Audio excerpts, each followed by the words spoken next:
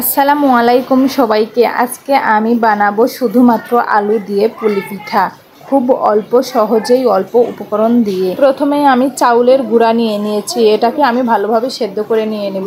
সেদ্ধ করে নিয়ে প্লেটে আমি উঠিয়ে নিয়েছি, এটাকে আমি ভালোভাবে মথে নেব। মথে একটা ড্রো বানিয়ে নেব, একটু নরম করে সফট সুন্দর মতো একটা ড্রো বানিয়ে নিয়েছি।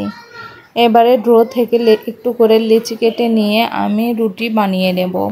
গোল গোল করে রুটি বানিয়ে নিয়ে তারপরে আমি কৌটার একটা মুখা দিয়ে ছোট ছোট করে কেটে নেব। সবগুলো রুটি আমি বানিয়ে নিয়ে কৌটার মুখা দিয়ে কেটে নিয়েছি।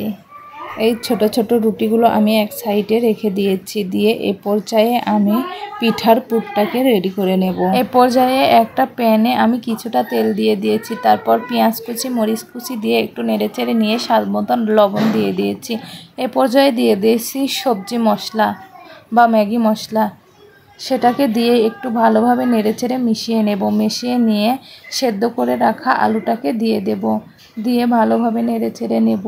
নেড়েচেড়ে সবগুলো উপকরণ আমি ভালোভাবে মিশিয়ে নেব। আলুর পুরটাকে রেডি করা হয়ে গেলে এ পর্যায়ে আমি আগে থেকে পিঠাগুলো কেটে রেখেছিলাম, পিঠার ভেতরে একটু করে দিয়ে পিঠার ভাঁজটাকে দিয়ে দেব।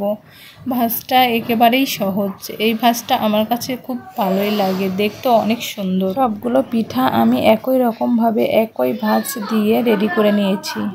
এবারে গরম তেলে একটা একটা করে পিঠাগুলোকে ছেড়ে দেব এবং উল্টে পাল্টে মুচমুচে করে ভেজে উঠিয়ে নেব। সবগুলো পিঠা আমি একই রকমভাবে ভেজে উঠিয়ে নিয়েছি। আজকের রেসিপিটা ভালো লেগে থাকলে অবশ্যই আমার পাশে থাকবেন। আল্লাহ হাফেজ।